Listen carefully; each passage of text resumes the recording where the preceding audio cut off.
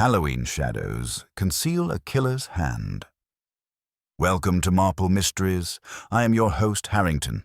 Comment your city. I love hearing from you.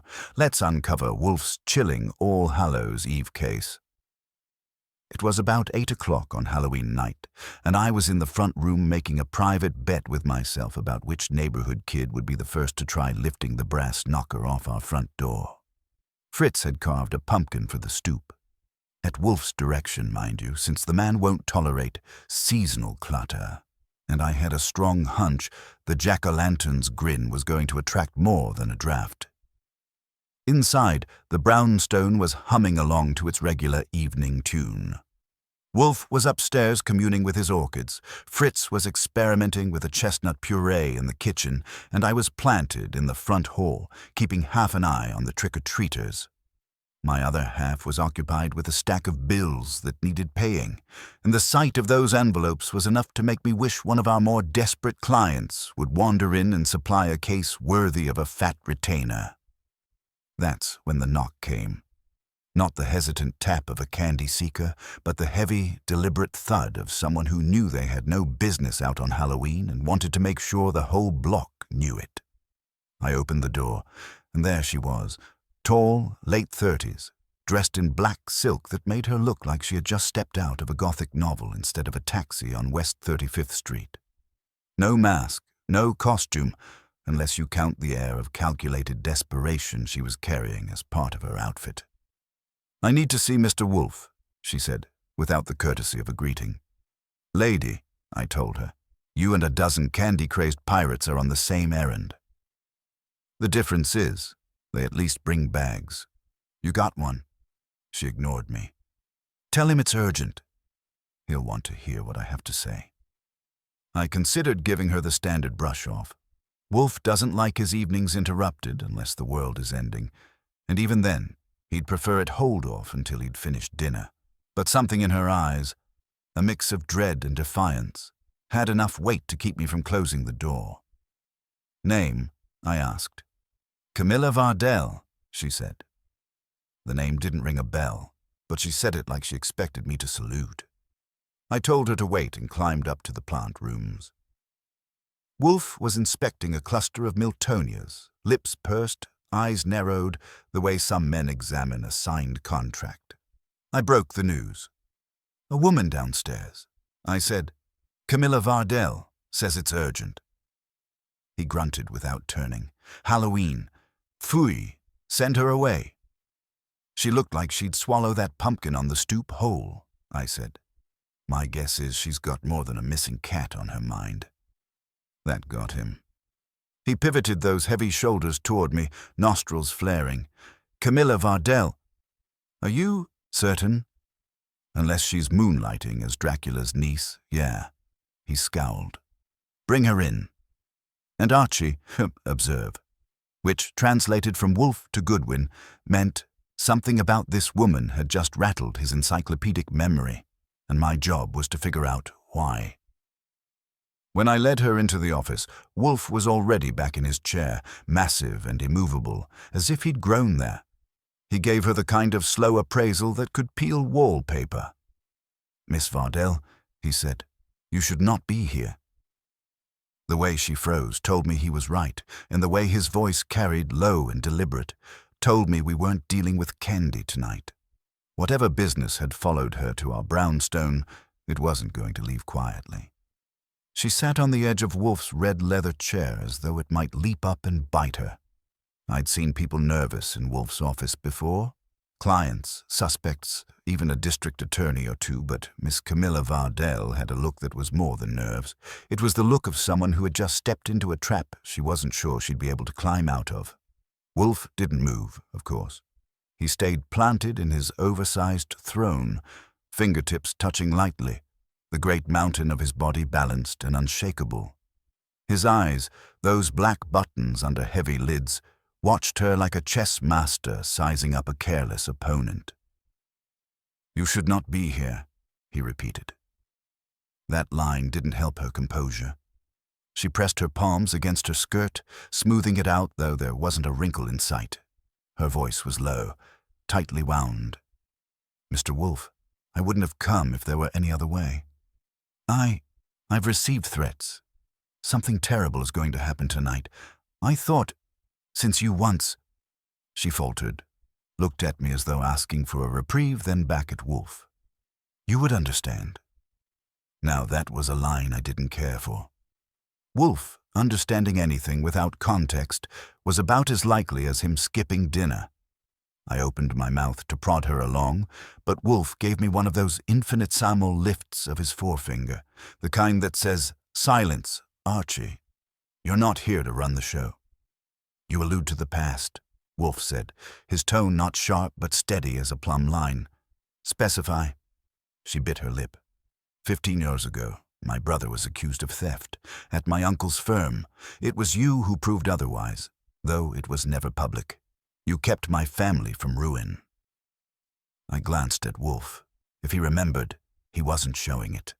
The man stores more cases in his head than I do wisecracks, and that's saying something.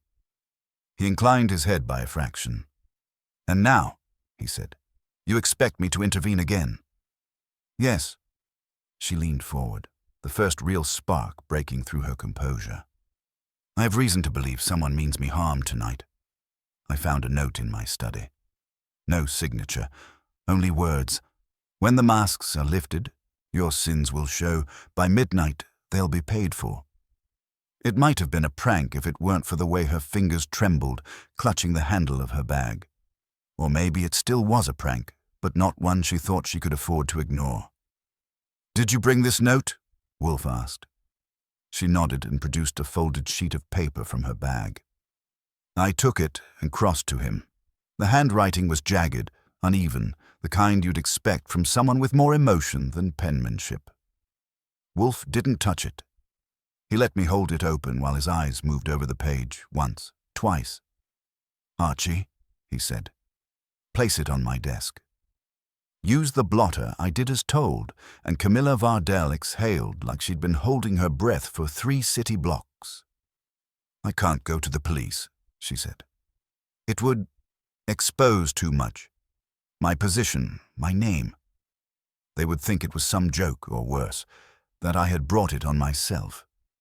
"Indeed," Wolfe said. He closed his eyes briefly, then opened them again. "What precisely are these sins that someone thinks must be paid for?"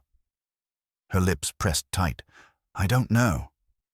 "I don't—" "Pfui," Wolfe interrupted, the sound like a whip crack. "You have not come here to waste my time with ignorance. You have come because you believe someone close to you has chosen this night for reprisal. If you expect me to act, you will not whittle away the facts."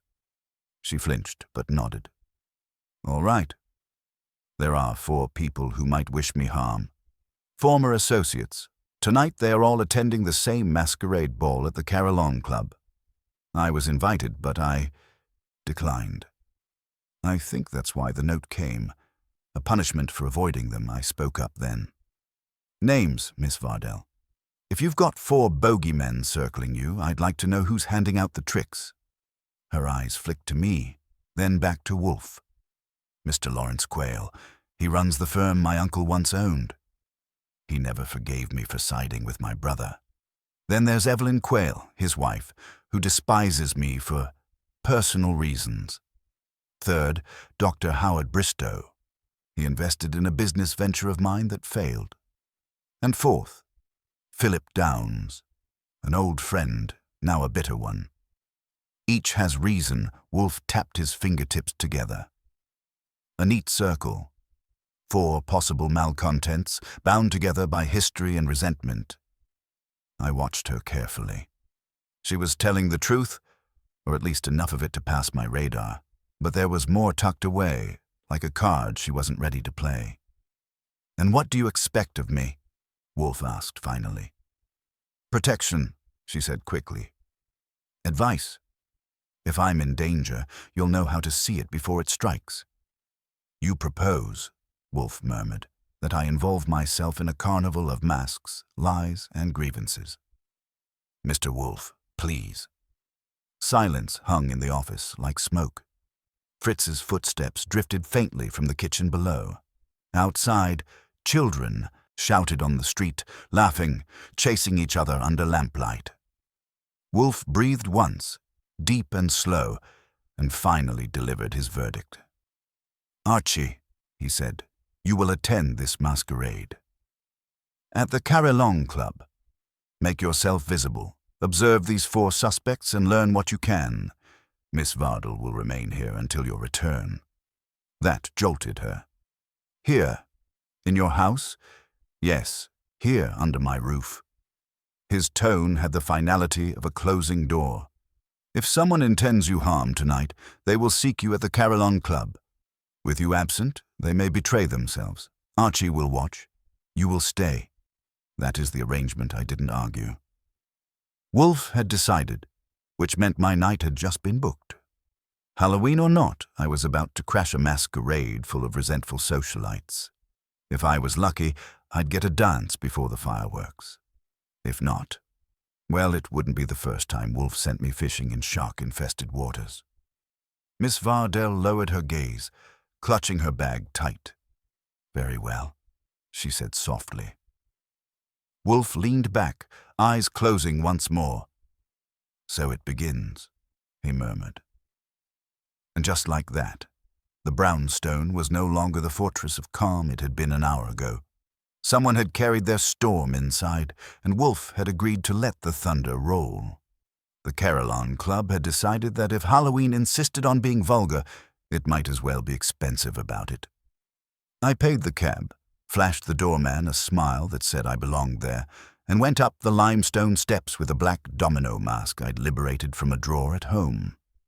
The lobby was a soft-lit aquarium, gilt moldings, strings under a mezzanine, and enough perfume to anesthetize a mule. People swam past in feathers and satin, each trying to be mysterious and succeeding about as well as a chorus girl in a raincoat. Wolfe had told me to be visible. You don't do that by skulking. I checked my coat, took a turn through the hall, and let 4 names sit on my tongue like mints. Lawrence Quayle, Evelyn Quayle, Dr. Howard Bristow, Philip Downs. Camilla's personal Mount Rushmore of resentment. There was a tradition posted on little place cards, masks lift at midnight, which, if you're in the mood to make threats, is a convenient hour to schedule them. The band was winding its way through Jeepers Creepers with violins that had gone to finishing school. I started at the bar because bars are where masks slip first. The bartender had a carnation in his lapel, and the resigned optimism of a man who knew a 4-deep line was his lot until November. I ordered a soda with a lime. Wolfe likes me alert on assignment, and asked if the Quayles had made an entrance. He didn't blink. "Mr. Quayle's been here since 8. Table near the terrace. You can tell him because he doesn't need a mask. He has a reputation." The corner of his mouth tilted. "Mrs. Quayle is in green feathers. You'll know her because you'll want." To apologize for breathing, I took the glass and threaded into the ballroom. Quayle was easy to spot. Mid-50s, silver brushed back from a forehead that had memorized other people's mistakes. He wore a minimal mask like he'd negotiated it down from something more theatrical. He also wore money the way some men wear a winter coat. A cigar slept unlit between his fingers, and 3 men leaned in closer than they meant to. On his cuff, discreet as a wink, were initials. LQ. He didn't notice me at first. Men who are used to being watched don't look around for watchers. Evelyn Quayle was 10 paces away and 40 degrees colder. Her peacock mask climbed into an emerald headdress that gave her profile a spear tip. She had the cool of a person who had finished choosing long ago and didn't intend to reopen the question. When she laughed, the men around her laughed, and when she stopped, they were grateful. If she despised Camilla for personal reasons, I didn't need a treatise to imagine the genre. I let myself be bumped by a Cleopatra and murmured apologies, then let my drift take me past the terrace doors. The night air off the park cut the perfumed heat in half. On the balcony, a man in a well-cut dinner jacket and a mask shaped like a simple half-moon was checking his watch. He had a doctor's habit. Eyes flicked over shoulders, hands neat, precise in their fidgeting. Howard Bristow, by the process of elimination and the lapel pin he thought was hidden, a small caduceus, dulled with age. He watched the room like he was collecting symptoms. When a waiter offered him a tray, he declined with 2 fingers and a polite grimace. Either he distrusted canapes or the venture he'd made with Camilla had soured his appetite for anything bite-sized and optimistic. Philip Downs proved harder because men who are ex-friends wear masks even without elastic bands. He finally surfaced in a corner where a portable palm tried to justify its existence. 30s, handsome in the way of a photograph, kept too long in a wallet, with a pirate mask tilted like it couldn't decide whether to hide or flirt. The drink in his hand wasn't his first, and it wasn't going to be his last. He was laughing at something a woman said, and looking as if he wished it had been said by someone else. When he caught me looking, he held my eye a half-second, made a joke to the woman, and then didn't turn back. There are a dozen kinds of bitterness. His had the flavor of a man who watched a door shut and stayed to argue with the wood grain. I did a slow circuit to give the room a chance to notice me. On the second pass, Lawrence Quayle's gaze took hold. It was brief and clean. He placed me and filed me. I helped him along. I stopped at his table. "Mr. Quayle," I said, keeping my voice friendly enough to pass inspection. "Archie Goodwin. I work for Nero Wolfe." I didn't offer a hand. If he wanted ceremony, he could rent a church. He considered me, then smiled in a way that showed teeth and manners. "Yes," he said, "Mr. Wolfe's emissary." How seasonal. Does he plan to materialize from a fog machine? "He's allergic to theatrics," I said, "but he sends his regards." "Kind of him," Quayle murmured. "And to what do we owe Mr. Wolfe's attention on an evening devoted to sugar and nonsense?" "Curiosity," I said. He heard the carillon was lifting its masks at midnight and wondered who would still like their faces afterward. I let my eyes move past him to Evelyn. "Mrs. Quayle." She didn't give me a smile. She offered me the opportunity to retreat. "Mr. Goodwin, was it? You and your employer are connoisseurs of privacy. One wonders what compels you out of your cave." "Caves get stuffy," I said, "and the conversation isn't always as sparkling." She tilted her head. "Go on sparkling somewhere else." I did, because arguing with a spear tip only ends one way. On my way toward the balcony, a hand caught my sleeve. "Bristow, close, voice quiet. If Mr. Wolfe sent you to gather gossip, you'll need a larger net." "I brought 2, I said. "You can help by swimming toward them." His mouth tugged. "I have patience to see at 9 tomorrow. I don't intend to spend the night explaining why I'm here." "Then don't," I said. "You can explain something else. Did you invest with Camilla Vardell because you believed in her idea, or because you believed in her?" His eyes went still. Then he released my sleeve. "Enjoy the party, Mr. Goodwin." Downs required a different approach. I cornered him near the palm, and he pretended I was a waiter with bad news. "No refill," he said, "unless you've got amnesia in a glass." "I've seen it served," I told him. "It doesn't last." He grinned, then realized who I was and dropped it. "Wolfe's legman," he said. Well, the evening wanted a mascot. "I'm here as a courtesy," I said. "Miss Vardell sends her—" "She sends nothing," he cut in too fast. "Not anymore." "Because of you?" "Because of a rule," he said, looking past me. "She keeps rules like other people keep secrets." "Excuse me." He left me with a palm and a fresh dislike. I took another turn through the room, slower, letting the music lay down a cover. If Camilla's note-maker was here, he or she was playing patient. Quayle watched arrivals with the proprietary interest of a host who wasn't officially a host. Evelyn checked the doors when each new spray of laughter announced a costume. Bristow's watch ticked in his head. Downs drank his courage and didn't quite find it. By 10:30 I had a shape. All four of them wanted Camilla to appear, and all four of them had rehearsed what they would do when she did. The thing about rehearsals is they leave footprints. I collected what I could and started back toward the bar to put a call into Wolfe. That was when a woman in a harlequin mask brushed past me so close the domino tugged on my skin. It was nothing, a ballroom jostle, but when I reached the shadow of a column and put my hand in my jacket for the phone, my fingers struck paper that hadn't been there before.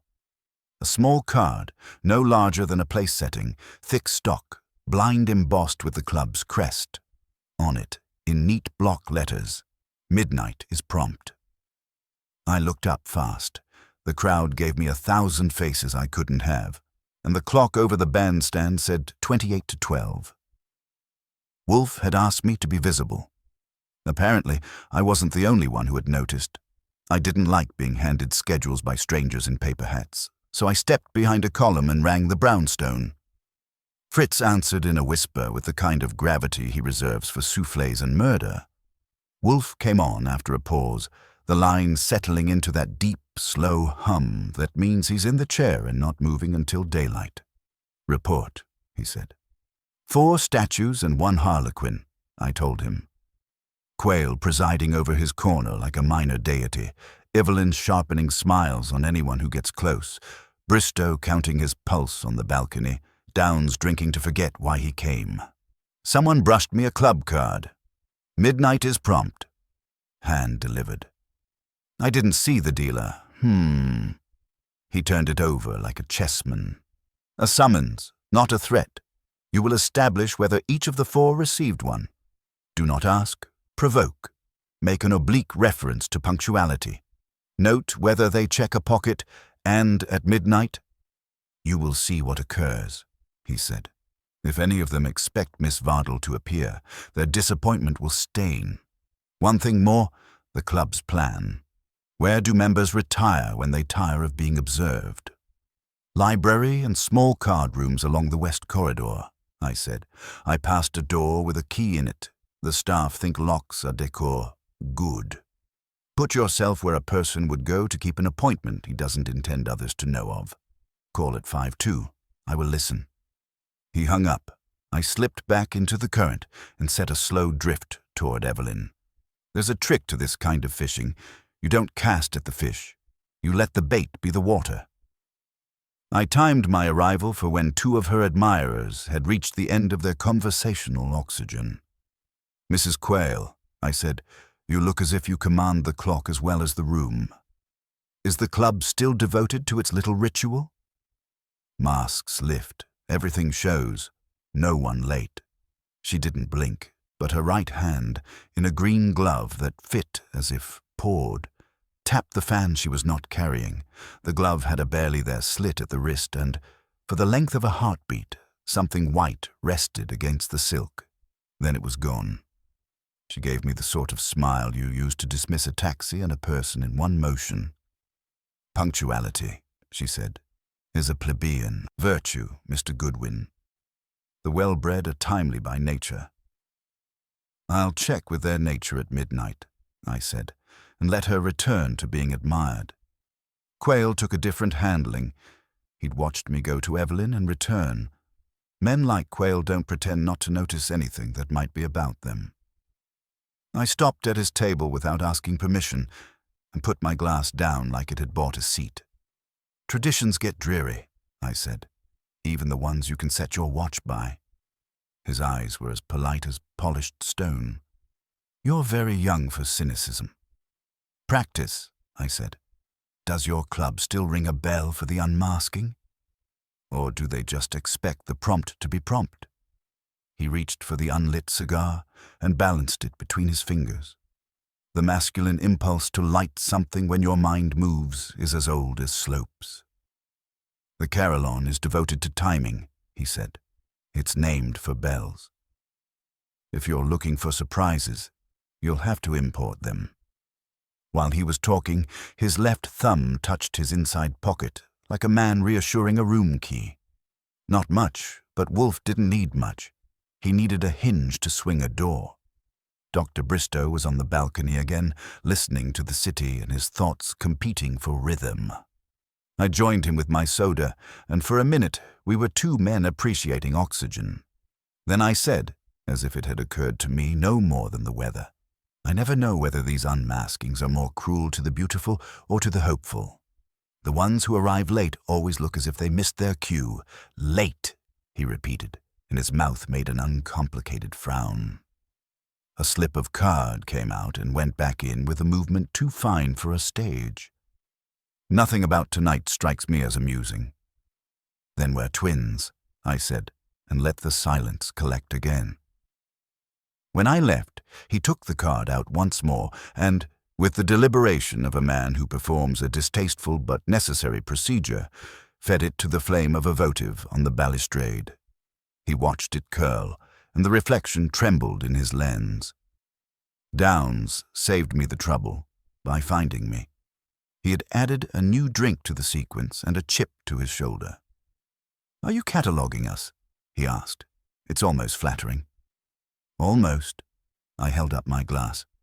"Do you sleep better being on time for things that might not end well?" He barked a laugh that was too loud. "I'm perpetually early to disasters." His hand went to his jacket and stayed there. "But I won't be attending this one." "What one is that?" "The kind with instructions," he said, and then looked as if he'd said more than he hired himself to. "Forget it. Enjoy the music." It was 11:40. The band had switched from sprightly to something with a slow pour in it. The masks around me felt heavier, not because they weighed more, but because the faces underneath were busy. I took a lazy tour of the west corridor. The library. Daughter was half closed, lamps low, leather chairs ready to forgive sinners. Beyond it, a smaller room with a green baize table and 2 chairs, the second chair angled to hear the door first. A service stair kissed the corridor and ran down to a side entrance, useful for arrivals who wanted to skip the lobby. A harlequin passed me again. The same glide, the same economy. I turned in time to catch only the back of a neck and a ribbon knot. Not staff, too sure in the heel. Not a guest either, or at least not one here to dance. They didn't look at me, which is how I knew they'd seen me too many times. At 11:55, I stepped into the shadow just opposite the library and called Wolfe.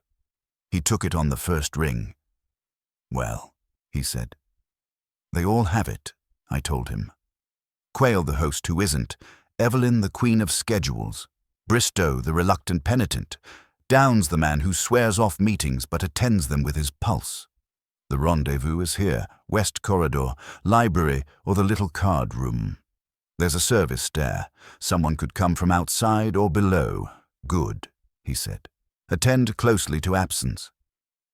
The person who believes Miss Vardell will come will either wait stupidly or attempt to substitute. A note who arranges chairs, understood. Anything from home? Miss Vardell is reading, he said dryly. Fritz has refused to allow her to worry on an empty stomach. I'm thinking, that's my cue to stop, I said.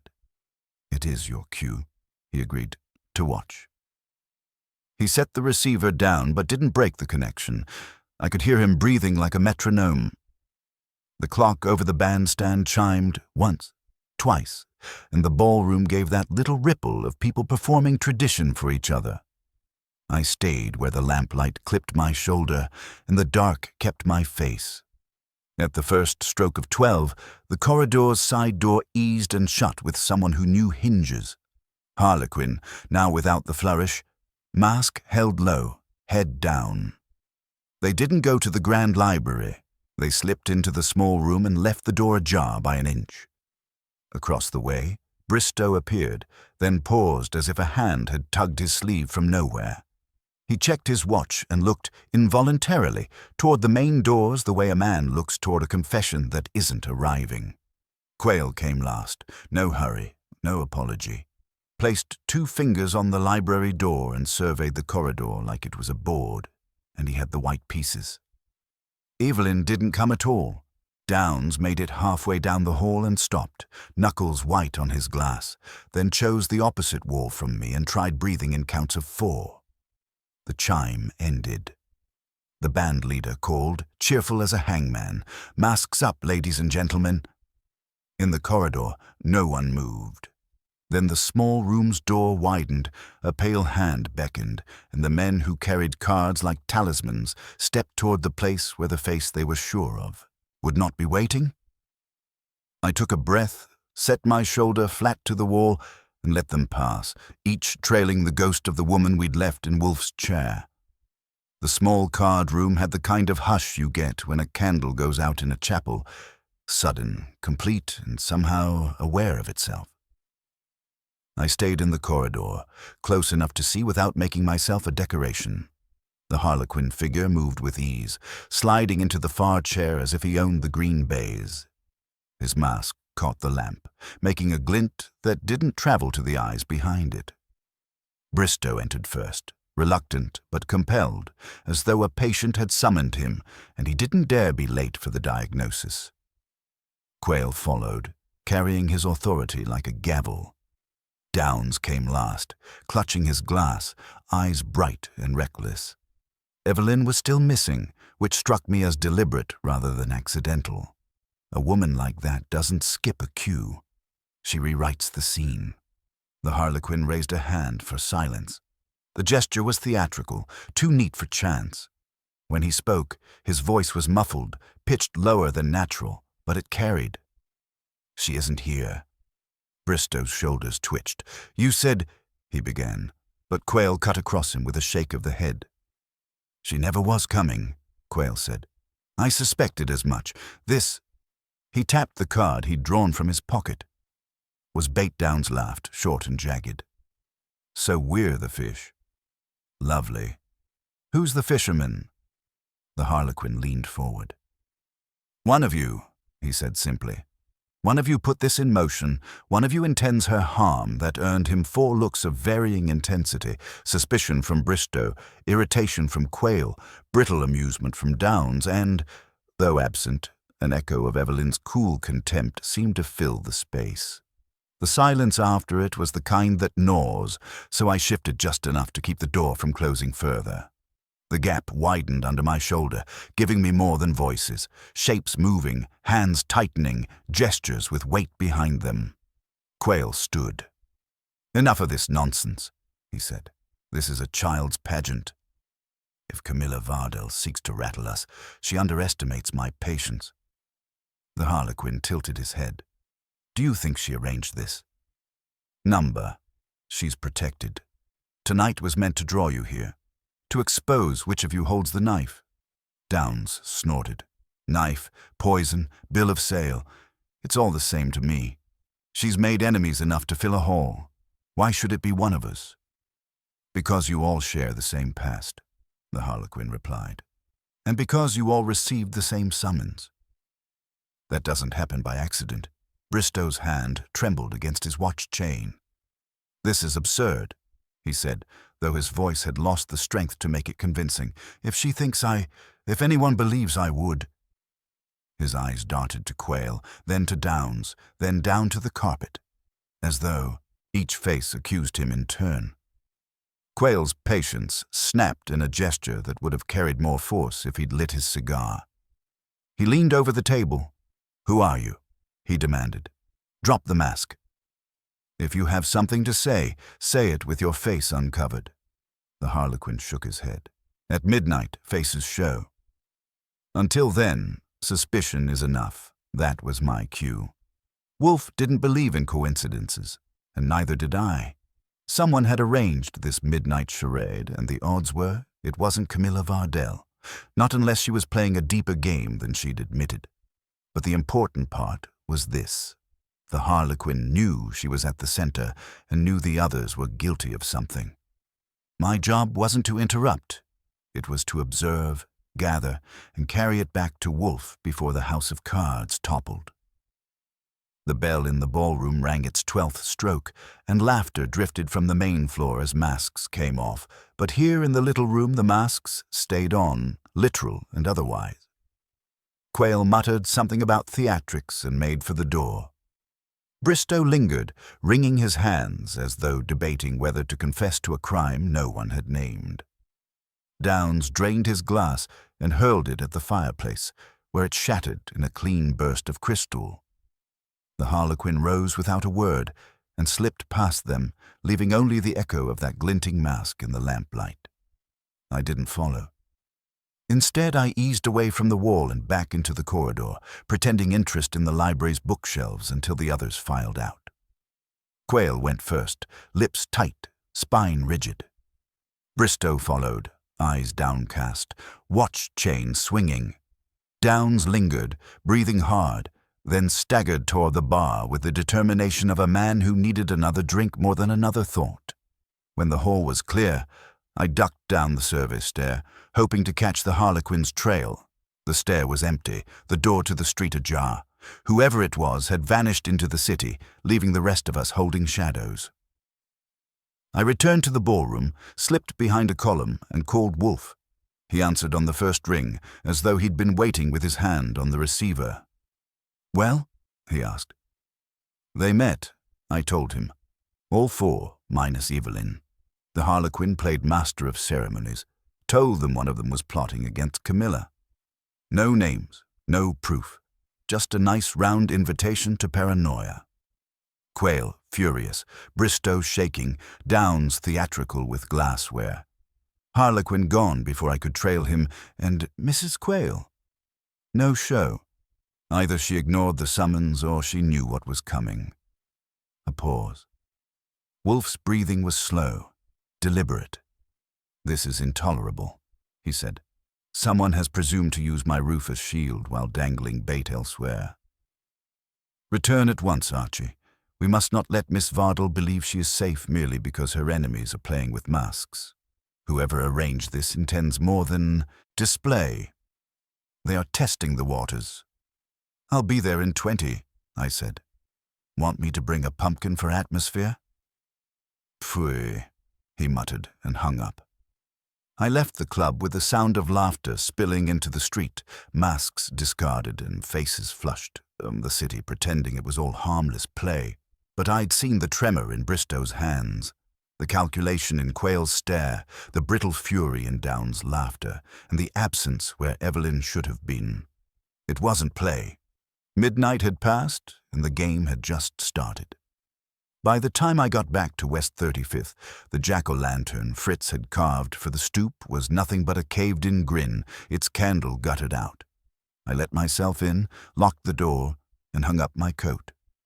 The brownstone had its usual hush, but it wasn't the comforting kind. It was the kind you get when a room has been entered without permission. I found Wolfe in the office, bulk sunk deep in the red leather chair, lips drawn so thin you could have mistaken them for a pencil line. He didn't speak until I sat down. "You're late," he said. "I'd have been early if not for a harlequin who thought he was Hamlet," I answered. "They all showed, except Evelyn. The masked man told them one of them was plotting against Camilla. No proof, just insinuation. They each carried the card. Then he vanished through a side door," Wolfe grunted. "A crude stratagem, designed to deepen their mutual distrust, and you allowed him to escape." "I was busy not getting unmasked myself," I said. "Besides, he had a head start." He shut his eyes for a moment, then opened them. "We are not alone." It wasn't paranoia. Wolfe doesn't indulge in that. I turned, scanning the office. Nothing looked out of place. The globe, the bookshelves, the orchids in their corner. But then I saw it. Wolfe's drawer where he keeps the Montenegrin cigars was an inch ajar. Wolfe never leaves it that way. I crossed to it and pulled it open. The cigars were still there, neat as always, but something else was not.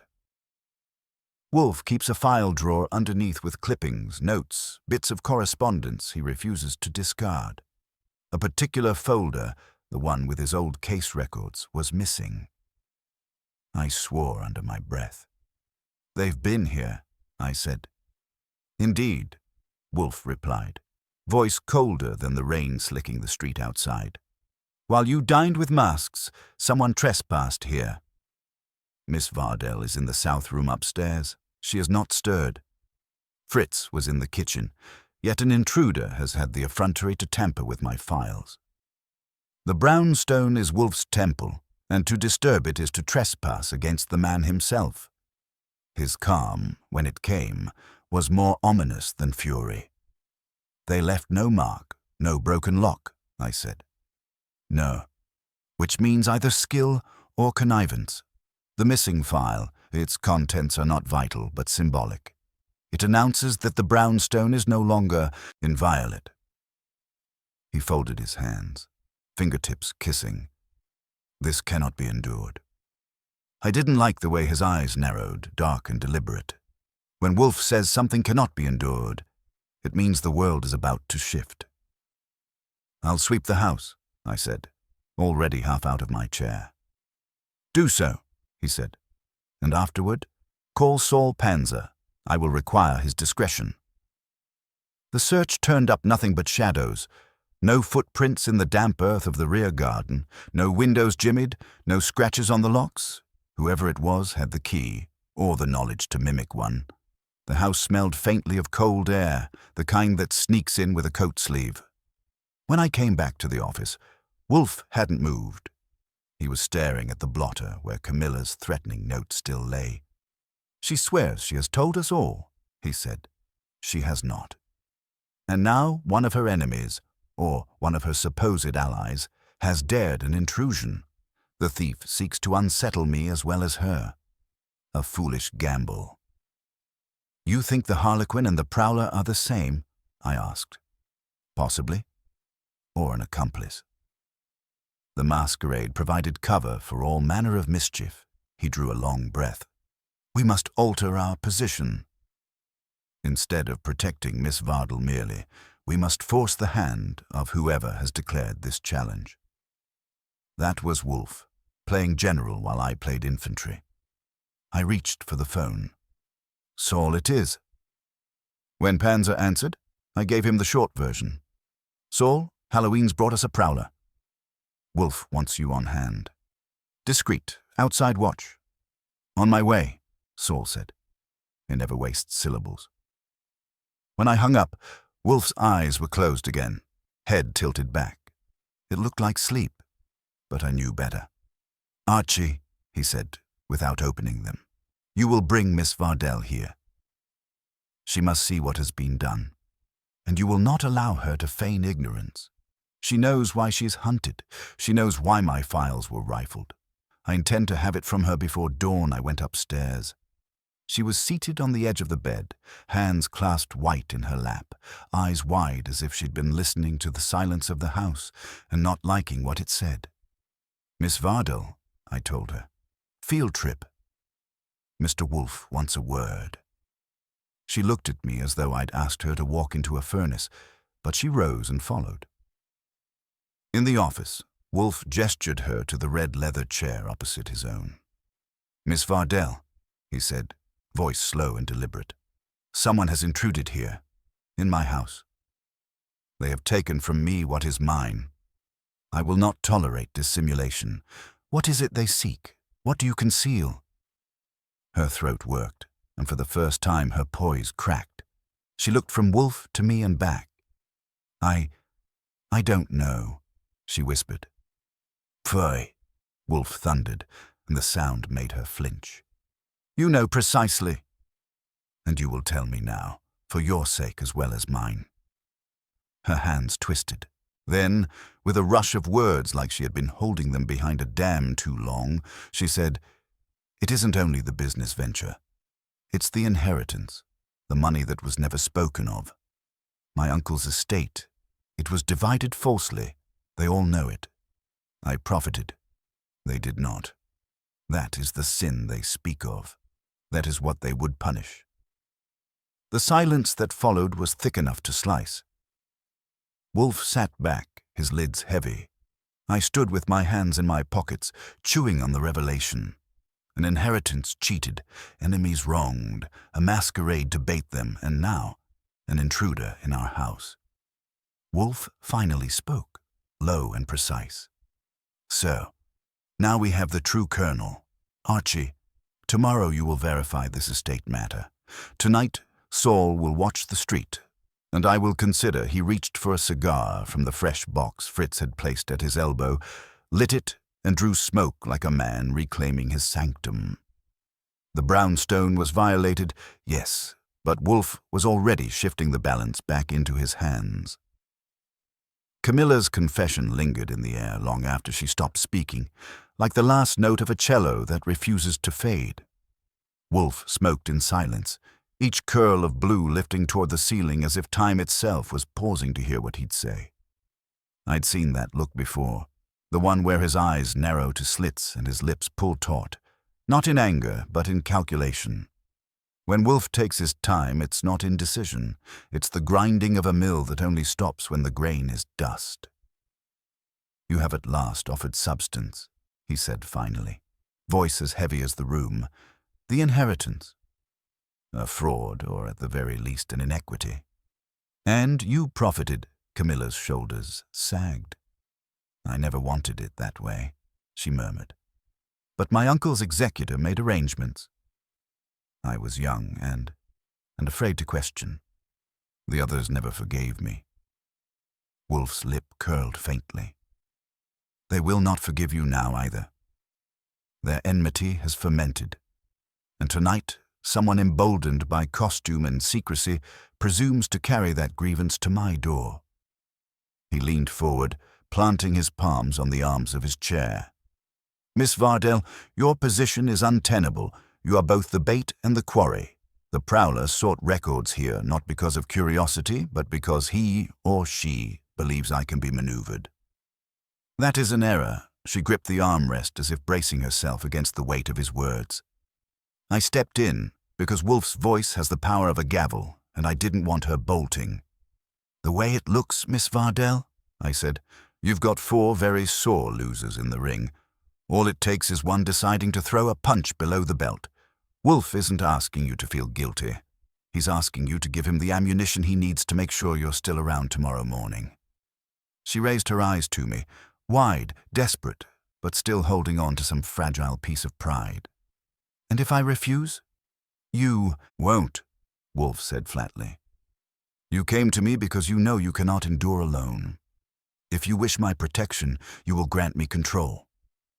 Her lips parted, closed, then opened again. She nodded once, slow, resigned. "Good," Wolfe said, sitting back again. "Archie, tomorrow you will confirm the disposition of the estate. In the meantime, we prepare. The prowler must return, or one of his comrades will. Their courage depends on shadows. We shall drag them into the light." I whistled low. "You planning to invite the whole unholy quartet over for tea?" "Not tea," he said. "Exposure. But the invitation must be crafted. If they are told directly, they will feign ignorance, scatter, and vanish into the night." "No, Archie. First, you will telephone Mr. Quayle. Use candor. Tell him Miss Vardell has confided her fear to me, that I intend to call upon all parties involved to account for their roles. He will believe that he alone is being approached first. His vanity will insist upon it. He will attempt to steer the matter to his advantage." "Good. Then you will call Mrs. Quayle separately. Tell her her husband has spoken and that her perspective is required. The tension between them will ferment." I jotted a note on Wolfe's pad. "And Bristow. Dr. Bristow is cautious. He will not answer candidly if summoned. Instead, tell him that Miss Vardell has disclosed her fear of poison. That will prod his professional pride. He will come to deny it, and Mr. Downs—" Wolfe's eyes opened fully for the first time that evening, and the weight of them was iron. "Mr. Downs will come because he is reckless. Tell him the others have already been here. His resentment will not allow him to be excluded. That's 4 out of 4, I said.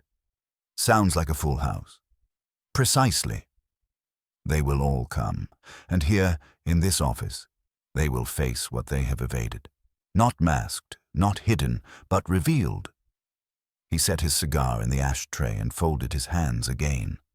"And I will unmask the hand among them that dares play with daggers." Camilla shivered, whether from fear or the sudden sense of inevitability, I couldn't tell.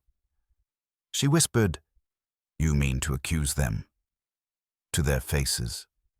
"I mean," Wolfe said, "to extract the truth. The one who rifled my files, who crept under my roof, is not content with threats. That person intends action. We cannot wait for the action. We must intercept it." I stood, stretching the stiffness from my shoulders. "Fine. I'll make the calls first thing. What about tonight? You expect another visit?" "Yes," Wolfe said. "They have tested our walls once. They may do so again. Saul will watch outside. You, Archie, will keep the revolver near. I will sit here. And Miss Vardell," he turned his gaze back on her, "you will sleep. Tomorrow demands you rested, and if you doubt me, remember, I have no intention of permitting my brownstone to become the scene of a murder." That last line carried weight enough to still the air. Camilla rose unsteadily, nodded, and allowed me to escort her back upstairs. When I returned, Wolfe was already closing his eyes again, the thick folds of his face settling into the solemnity of deep thought. I knew better than to disturb him. He would spend the night arranging the battlefield, move by move, until every piece sat where he wanted it. As I locked up, Fritz peeked in from the hall. "Mr. Goodwin," he said softly, "I heard voices." "Is she calmer?" "As calm as someone with 4 enemies and a missing file can be," I said. "Get some rest, Fritz. Tomorrow's going to need a first-class breakfast." He nodded and withdrew. I checked the bolts twice, then sat in the office with the revolver in reach. Wolfe didn't stir. He might have been stone. Outside, the city kept its noise, but inside the brownstone it was the quiet of a storm just before the thunder. Wolfe had shifted the game. Now it was only a matter of which mask would crack first. By morning, the brownstone had the brittle feel of a drum stretched too tight. Fritz went about his routine with quiet precision, setting breakfast as though omelettes and coffee could dissolve the tension in the air. Wolfe devoured his eggs with deliberate slowness, which in his vocabulary meant his brain was whirring faster than he'd allow the rest of us to see. Camilla ate little, sipping at her cup like it might betray her, and I filed that detail away in case Wolfe wanted it later. After breakfast, I set to the phone work. Wolfe had mapped it out for me the night before, and I executed it like a drill. Quayle answered with the kind of crisp arrogance that fills boardrooms. I told him Miss Vardell had come to Wolfe, frightened, and that Wolfe intended to gather all interested parties. Quayle gave a small chuckle, as if I'd told him a joke with too much truth in it. "Of course," he said, "I will be there. And you may tell Miss Vardell that if she fears shadows, she should not have cast them." That was all. He hung up like a man dropping a gavel. Evelyn Quayle was cooler. When I told her her husband had already agreed to speak with Wolfe, she allowed herself a pause long enough to sting. Then she said, "I cannot permit Lawrence to control the narrative." Expect me, I could almost hear the feathers of her peacock mask rustling down the line. Bristow came next. I pitched him Wolfe's invented tidbit, that Camilla had spoken of her fear of poison. There was a sharp intake of breath. Then an indignant reply, "That is grotesque. She maligns me. I will come only to clear my name." He hung up before I could needle him further. Downs was last. I told him the others had already agreed to appear, and he barked a laugh that barely disguised the fury beneath it. "So they get to say their piece, and I'm left outside?" "Not a chance." "I'll be there, Goodwin. Count on it," I reported back, and Wolfe nodded once, satisfied before disappearing into the plant rooms for 2 hours. He always retreats there before a major confrontation, as if the orchids whisper the finishing touches to him. When he came down, the office was set like a stage.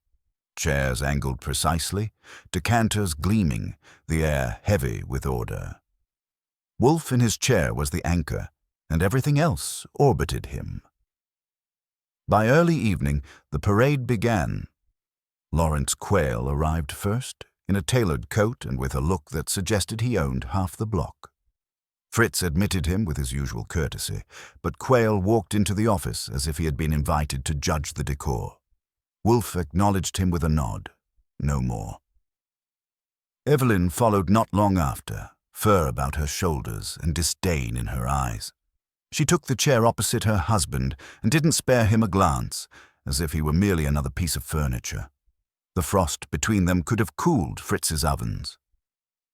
Dr. Bristow came next, brisk and precise, his briefcase clutched like a shield.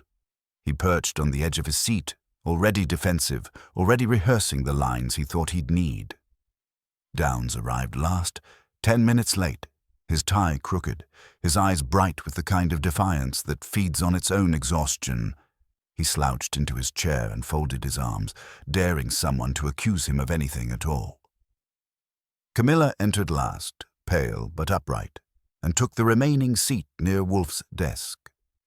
She looked around the circle, meeting each pair of eyes in turn, and for a moment I thought she'd collapse under the weight of so much rancor. But Wolfe saved her from that. He spoke with a calm that carried across the room like a gavel strike.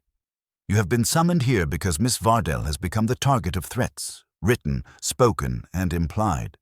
Last night at the Carillon Club, you each received a card bidding you to midnight. You went, you expected her, and she did not come. Instead, a masked interloper accused one of you of plotting her destruction." There were murmurs, denials, a half-laugh from Downs, but Wolfe lifted a finger and the noise subsided. "Pfui. You will not waste my ears with lies. The facts are plain. Someone among you not only schemed at the club, but had the temerity to intrude here, in this house, and violate my files." His voice hardened. "That is an injury I will not abide."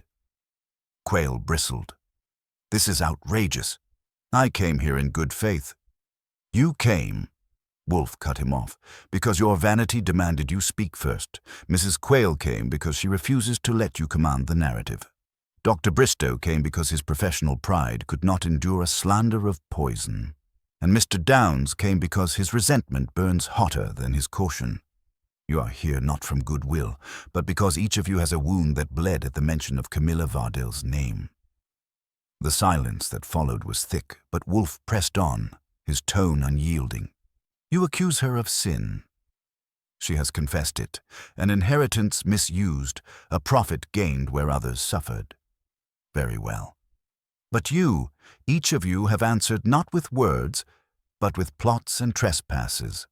One of you has escalated beyond bitterness to action, and I will know which." Bristow shook his head violently. "I will not sit here and be accused of crimes I did not commit." "You will sit," Wolfe said, "until I am done." Evelyn's eyes glittered. "You play judge, Mr. Wolfe, but what verdict can you pass?" "Do you think to cow us into confession?" "I require no confessions," Wolfe replied. "Merely contradictions. Archie, your notes." I stepped forward with the pad I'd kept from the night before, ready to play my part. Wolfe's trap had been set. Now came the tightening of the noose, slow and precise, until the one who had dared trespass against both Camilla and Wolfe himself would be forced to choke on their own lies. The air in the room thickened. They were all here, all cornered, and Wolfe was just beginning to lean on them. Wolfe's eyes rested on Bristow first, and the weight of that gaze made the doctor shift in his chair, like a schoolboy caught with chalk dust on his hands. Wolfe's voice was level, slow, each syllable measured as though it had been weighed before release. "Dr. Bristow, you pride yourself on precision. At the club, when Archie suggested punctuality, you faltered, drew a card from your pocket, and then attempted to burn it. Why? Because you feared its discovery would imply complicity. You had no need to fear. That act betrayed more than your silence ever could." Bristow's jaw worked, but no sound came. His knuckles whitened around the handle of his briefcase. Wolfe turned to Downs. "Mr. Downs, your bitterness is a solvent that eats through all you touch. At the club, you proclaimed yourself early to disasters. You carried the card but denied the summons, insisting you would not attend. Yet you did. And when you left in fury, not in fear. You have reason to despise Miss Vardel, but spite is not enough for the cunning displayed in trespassing here. Downes leaned back, arms folded, and sneered. So I'm guilty of being sore. That's not a crime. No, Wolfe said, but it is not subtle enough. He pivoted to Quayle, who straightened as if the room had suddenly become a courtroom. Mr. Quayle, you are accustomed to command. When Archie mentioned punctuality, you instinctively touched your pocket. You accepted the card's authority because you assumed it bespoke importance, and yet you, too, are innocent of the trespass. Your vanity would never permit you to crawl in shadows. You would send another to do it, and then deny them if caught. Quayle opened his mouth, perhaps to protest or to confirm the insult, but Wolfe didn't pause. His voice dropped, soft and final. That leaves Mrs. Quayle. Every eye turned to her.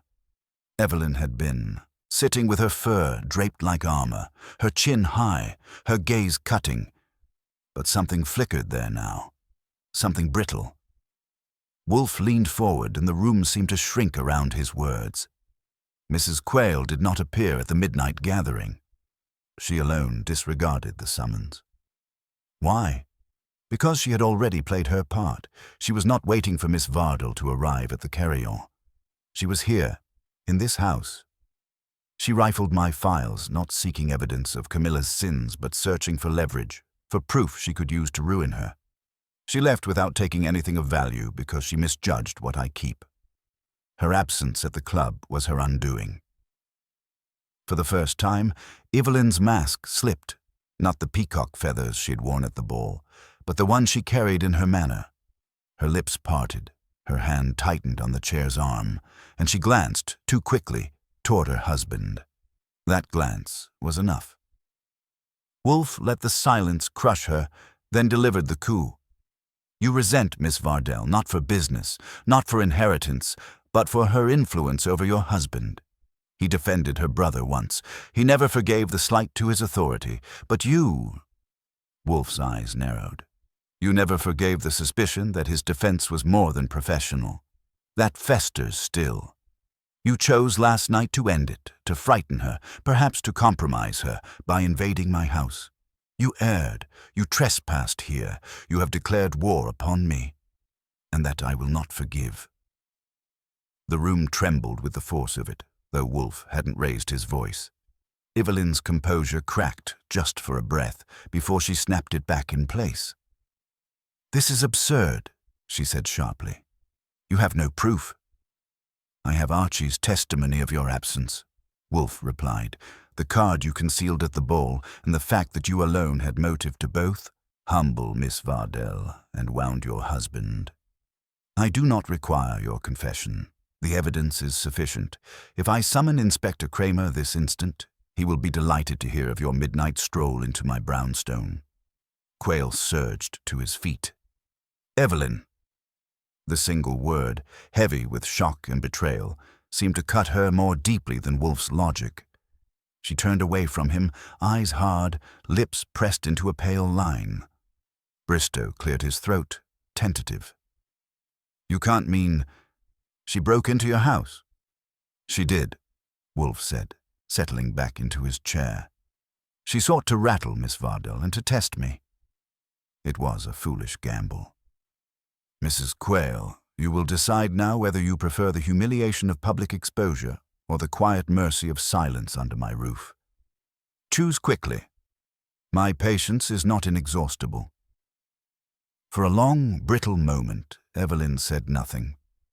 Then she stood, the fur sliding from her shoulders. Her eyes met Wolfe's, then Camilla's, and finally her husband's.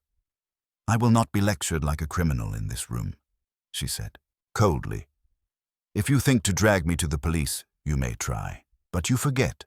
Without evidence, you're only a man who hates to have his sanctuary disturbed. She swept to the door, head high, every inch the queen conceding no crown. But her exit was not triumph, it was retreat. When the door closed, Wolfe exhaled slowly, a deep rumble of satisfaction. "There," he said. "The mask has cracked." Downes whistled low, Bristow rubbed his temples, and Quayle sat, stunned, staring at nothing. Camilla's shoulders shook, but whether in relief or dread I couldn't tell. Wolfe signaled me with a flick of his finger. "Archie. See, Mrs. Quayle does not stray far. Saul will keep watch. She has made her move, and she will make another. I intend to be ready when she does. The game was not over." Wolfe had exposed the hand that trespassed, but the sting of humiliation is a dangerous thing. And Evelyn Quayle was not the kind of woman to let herself be cornered without a final strike. The brownstone never felt heavier than it did after Evelyn Quayle's departure. Her perfume lingered faintly in the hall, sharp and cold, as if she'd left a piece of herself behind to haunt the room. Quayle himself remained slumped in the red chair, staring at the rug like it might provide him with an alibi. Bristow fidgeted with his watch chain, and Downes muttered something half-coherent about wasted evenings. Camilla sat rigid, hands clasped, her eyes fixed on Wolfe as though he alone could hold the walls upright. Wolfe, of course, was unmoved. He let the silence thicken until it felt like the office was closing in on itself. Then, slowly, he leaned forward and planted both hands on the desk. "You're dismissed," he said. "Mr. Goodwin will show you out." Quayle started to speak but thought better of it. He rose stiffly, nodded once to Wolfe, whether in thanks or in defiance, I couldn't tell, and left without a word to his wife or anyone else. Bristow followed, pale and shaken, his dignity hanging by a thread. Downes was last, throwing me a look that mingled defiance with relief, as if he'd been hoping for a fight but was glad it never came. When the front door shut behind them, only Camilla remained. She turned to Wolfe, her voice low and uneven. "So, it was Evelyn." All this time, Wolfe's eyes closed halfway, his lids heavy as stone. "It was Evelyn last night," he said, "but do not comfort yourself with the illusion that she alone bears you ill will. The inheritance left a scar on each of them. They despise you equally. She alone had the nerve to trespass here, and she will act again." Camilla trembled. "Then what should I do?" "You will leave," Wolfe said, blunt and final. "This house is not a sanctuary for penance or fear. You have revealed your secret. You may now contend with its consequences. Archie will escort you to your home in the morning. If Evelyn Quayle presses her vengeance further, she will find herself tangled in her own snares. The police will see to it." Her lips parted, perhaps to argue, perhaps to plead, but Wolfe's gaze silenced her. She nodded once, rose, and left the office without another word. When she was gone, I leaned against the desk. "You really think Evelyn will try again?" "Of course," Wolfe said. "Her pride is wounded. I unmasked her in front of her husband and her rivals. That humiliation will fester, but she will overreach. She already has. She entered here, believing she could rattle me. Instead, she declared herself.